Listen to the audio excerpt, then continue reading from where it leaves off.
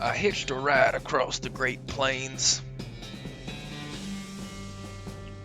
with this buggy man.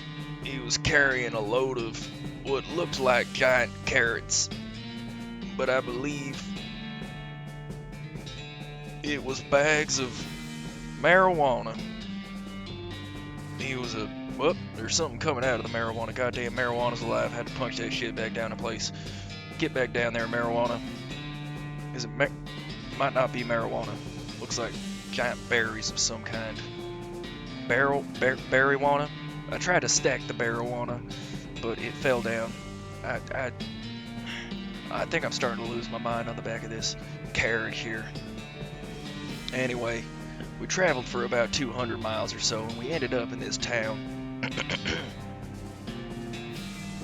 I saw the letters BS on a horse and on a house, and well, the marijuana knocked me out of the carriage, and I don't know where I'm going with that. Well,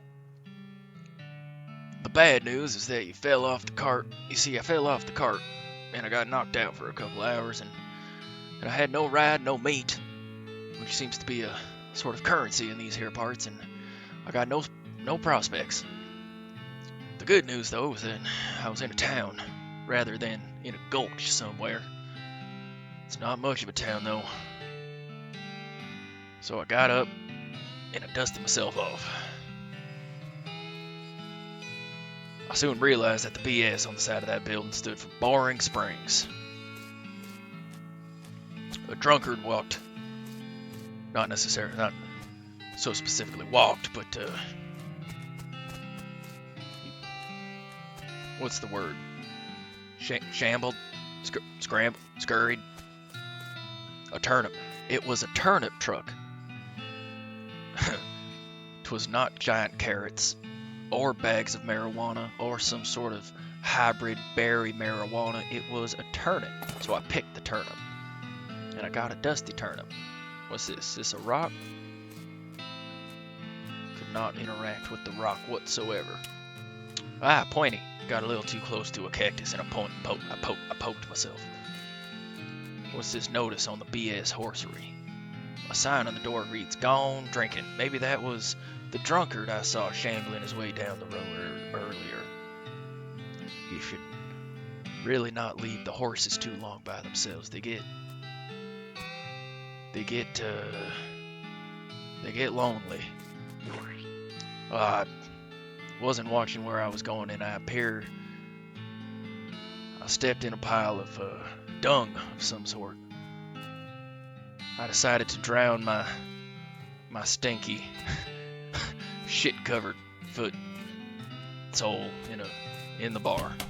I entered the bar, saloon, and there was this crazy-eyed guy sitting to the left of the door, and he shrieked.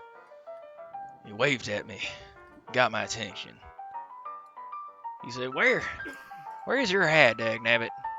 And I said, "Well, Before I could finish, he said, "You can't drink in here without a hat. Tain't proper. It tain't proper, you see? That is not you ain't got a proper taint."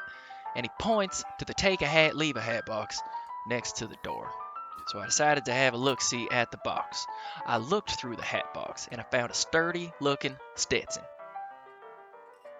And I have to admit, it did look like something that I would wear. So I grabbed it. I grabbed the hat and I put it on. I said, "Thanks." He said his name was Pete. So I said, "Thanks, Pete." And he gives me a friendly, if somewhat twitchy nod. He said, "Say, feller." And I said, "Yeah." He said, "You heading west?" He said, "If you want some company, I'd be more than happy to come along. Just let me know." And I said, "Well, I mean, this is kind of supposed to be a solo mission, you see." And, he reassured me. He said, "No pressure." And I told him that I would keep it in mind.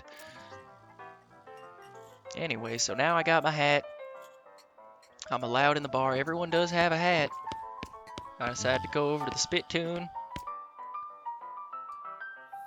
You know, I knew it was a spittoon without even looking in it. It's absolutely disgusting.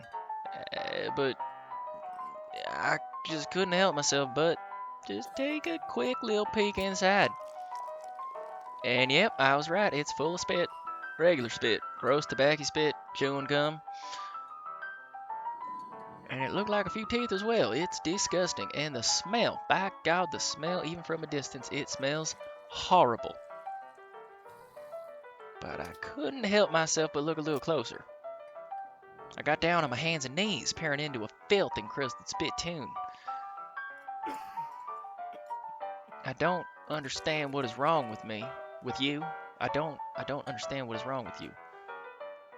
Who's speaking now? I don't know what perspective to take this from, but anyway, is there something shining down there? I could have sworn I seen something shining down there. I'm gonna get it. I reached my hand toward the spittoon. Even before I touched it, I could feel the grossness in the air. It was like a greasy fog enveloping the stinking brass horror. It smelled like the vomit trough at a mesquite barbecue eating contest.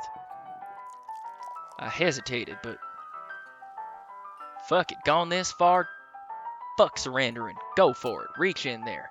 I plunged my hand into the awful soup. It makes a sound like a glop.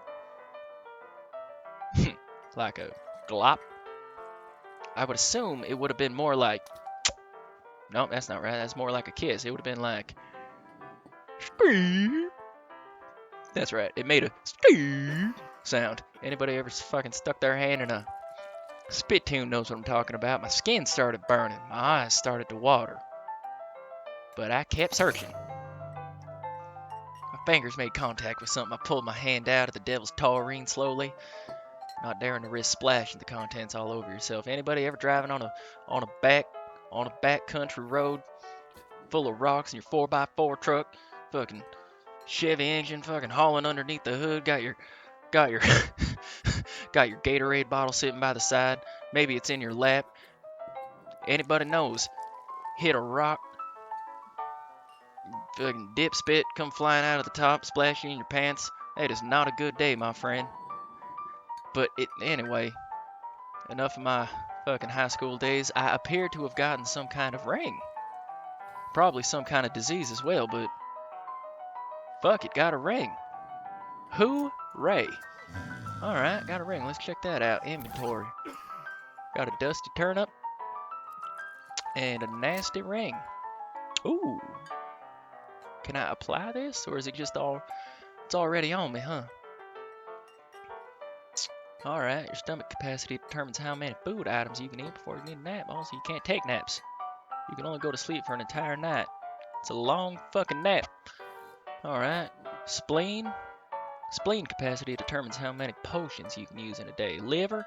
Liver capacity determines how many alcoholic beverages you can handle before you have to sleep it off. And by sleep, they mean a long fucking nap. Though getting this ring was traumatic, I have to admit that it was worth it.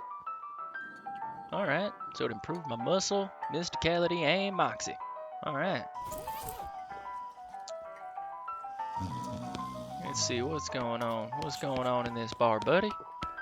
I couldn't help but walk over to this sleeping filler. He's sleeping, can't really interact with him. I should let him get in his, he's probably gonna be sleeping all night. Everybody knows that, can't take quick naps here in Boring Springs. What's going on over here? Hats? Can I get another hat? I already have a hat. What would you do with two? Fucking hats on hats on hats, man. Can't put hats on hats. Buddy? No. I thought about bugging the pianist, but I thought better of it and decided to leave him alone. Barkeep? I walked up to the bar and waited patiently for the bartender to notice me. As I was waiting, I saw a sign taped to the back wall reading, "Reward for lost mugs. 25 meat each." I decided to keep waiting. Mr. Bartender finally noticed me. He said, "Howdy, cowboy." I said, "Howdy, barkeep. Name's Garfield." He asked me what brings me to his little backwater. I asked him about if there was any work to do in this here town. Said, you know, the usual. I came out west to make my fortune, not having a whole lot of luck so far, though. I did find this dope-ass ring in that nasty spittoon of yours, though, but other than that, any work around these parts? And he said, unfortunately, Boring Springs already has more people in it than jobs. It's more of an errand town, if you catch my meaning. If you're looking for a real job, though, I'd recommend talking to the railroad people up by Dirty Water. Dirt water. Alright.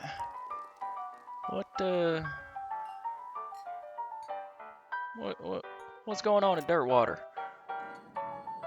He said Dirt Water is, well, it's interesting. It's far enough west that it's still more or less exempt from the rule of law, but not so far west that it's been burned to the ground by the dam.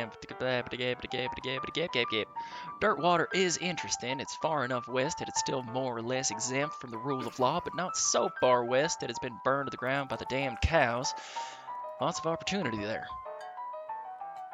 She paused for a few seconds. She? I thought it was a he. If I ever misappropriated your gender, ma'am, I do apologize. It's just, you looked very masculine is all. Anyway, she paused for a few seconds, lost in thought, probably thinking, if I get called Mister one more time in this goddamn bar, I'm gonna burn this motherfucker to the ground. Yep, she finally said, if I were a younger woman, I'd probably head that way myself. What about this railroad? She said the Manifest Destiny Railroad Company from back east, they're trying to run a line to Frisco. Having a heck of a time doing so.